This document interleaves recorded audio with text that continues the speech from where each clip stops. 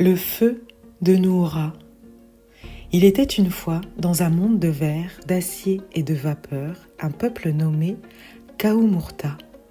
Ils habitaient une cité immense, toujours en mouvement, faite de tours étincelantes, de carrousels d'images et d'un brouhaha sans fin. Le jour, ils couraient sans repos. La nuit, leur esprit s'agitait sans sommeil. Ils répétaient « Il faut réussir, il faut qu'on nous voie ». Leurs cœurs étaient comme des lanternes à bout de souffle. Parmi eux, marchait Noura, une guide mystérieuse. On disait qu'elle parlait la langue des lucioles et qu'elle portait en elle une braise venue des étoiles anciennes.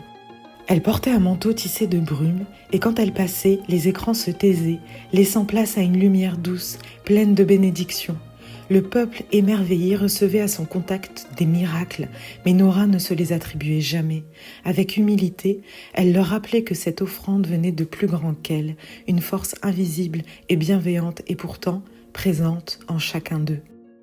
Elle ne promettait rien, sauf une seule vérité. La lumière est déjà en vous, mais pour la réveiller, il faut d'abord apprendre à marcher dans la foi, à croire sans voir. Un matin, Noura rassembla le peuple. « Je dois partir, leur dit-elle. Un chemin m'appelle. Au-delà des dunes du monde visible, vous ne pourrez pas me suivre, mais vous ne serez jamais seuls. Ayez confiance, je reviendrai. » Alors, elle souffla 3 bénédictions dans leurs mains ouvertes. Un grain de sable, une goutte de patience et une plume de confiance. Puis, elle disparut dans la lumière du matin et le peuple resta là, les mains pleines et le cœur en attente. Au début, ils attendirent, mais l'absence devint un poids trop lourd, le silence un vide trop profond. Alors, quelqu'un demanda « Pourquoi chercher une lumière qu'on ne voit pas? Et si nous en fabriquions une à nous ?» Ils prirent leurs souvenirs les plus brillants, étoiles en plastique, trophées, médailles dorées et les souvenirs édulcorés de leur succès passé. De tout cela, ils bâtirent une tour écran. Elle scintillait, chantait, reflétait 1000 visages filtrés. Ils l'appelèrent la promesse. Chaque soir, ils s'y retrouvaient et murmuraient « Qu'est-ce qu'elle est belle, elle est là, elle répond, c'est notre lumière. » Un soir sans lune, une silhouette glissa dans la cité. Ses pas faisaient fleurir le bitume gris. C'était Noura. Personne ne l'avait vue revenir, mais l'air avait changé. Plus doux, plus dense, comme après la pluie.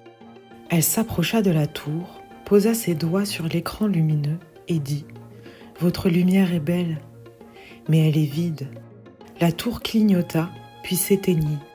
Dans le silence retrouvé, la communauté fut saisie de panique. Certains s'enfuirent, d'autres tombèrent à la renverse, déconcertés. Puis, doucement, le soleil se leva. Ceux qui étaient restés immobiles entendirent pour la première fois leur propre souffle. Une enfant s'avança. Dans sa paume, elle portait précieusement les 3 bénédictions de Noura. Elle avait attendu, patiente et fidèle, même lorsque les autres s'égaraient, idolâtrant la tour écran. Elle dit « J'ai marché chaque nuit sans lampe et dans l'ombre. J'ai entendu battre mon cœur. Dans ce battement, j'ai vu une lumière venue de nulle part, sauf de moi. » Noura s'agenouilla devant elle et dit « Tu as écouté le silence, tu as porté la confiance. Tu n'as pas demandé de preuves et pourtant tu as vu. » Puis, elle ajouta pour tous « Vous n'avez pas échoué, vous avez appris. Le faux brille plus fort pour mieux cacher le vrai. Il faut du courage pour choisir de croire sans voir et de la foi pour œuvrer pleinement dans la lumière. » Alors, le peuple décida de ne pas détruire la tour. Ils l'habillèrent de mousse, de lianes et de chants anciens. Elle devint un souvenir, un rappel de ce qu'ils avaient cru être lumière. Puis, ils partirent, chacun portant dans la poitrine un petit feu, pas plus grand qu'une braise, mais éternel. Toi, doux cœur qui m'entends, quelle lumière artificielle as-tu construite et idolâtrée en l'absence supposée de ta propre lumière? Es-tu prêt et prête à laisser cette flamme factice s'éteindre pour que brille la tienne, enfin?